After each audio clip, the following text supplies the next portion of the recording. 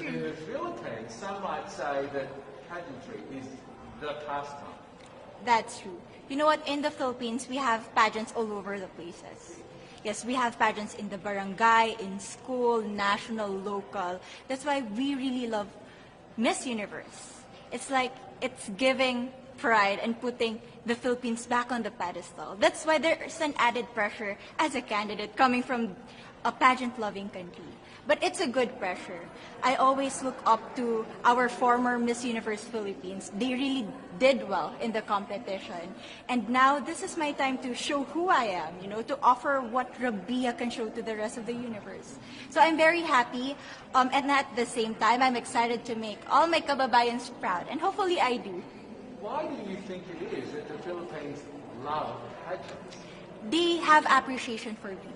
We do love pageant because we used to think that we wanted to be included in the world, I have to be honest, in the Philippines, my skin color used to be not the standard of beauty. I was obsessed whitening my skin because these are the kinds of beauty queen we see on the mainstream.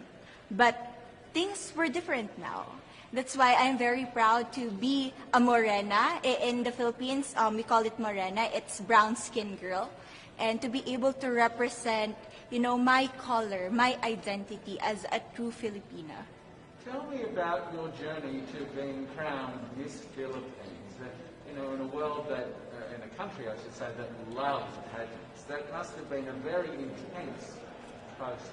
Tell me about, your journey to being Miss Philippines. Well, my journey was crazy. You know what? I started to be a dark horse. Nobody noticed me. Nobody knows I was in the competition up until the preliminary and the coronation night. And when I won, I received different comments. Of course, there were people who didn't expect me to do well, who think that I cheated. That's why I need to redeem myself in Miss Universe. I really need to do well in this competition.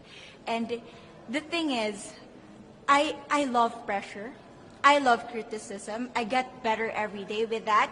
You tell me I cannot do that, I turn to you and I'm going to say that, no, I can do it for myself. Good for you. So how does it feel then to be on the global stage? How do you feel to be here in this moment, right now?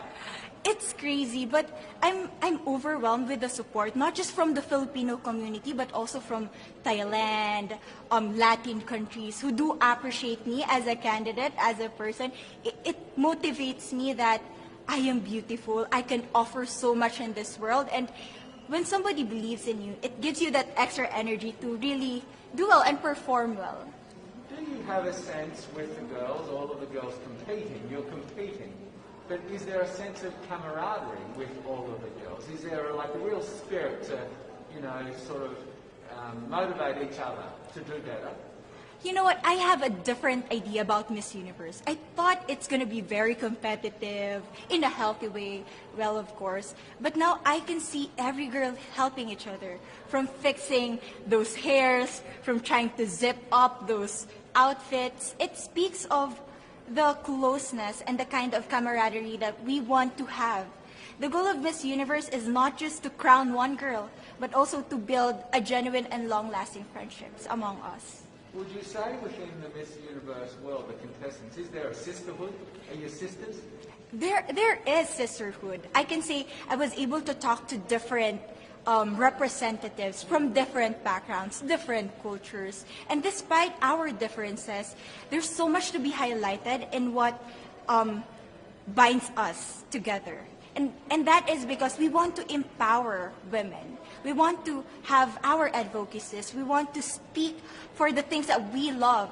And that's a celebration of women and the beauty that we have.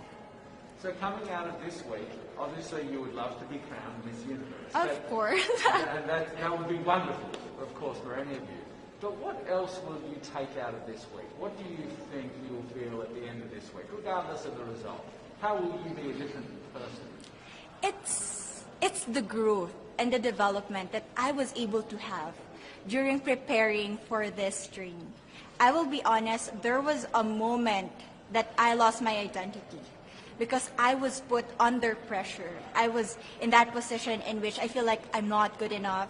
I'm not a good representative of my country, but I was able to bounce back stronger. And if I was able to do that for Miss Universe, I will be able to do that in life. That is my greatest takeaway from Miss Universe. Okay, so the Philippines have a huge amount of fans. Yes. I want you to give us a little bit of a message to the fans here and at home. But send a message. What would you say to all the fans in the Philippines?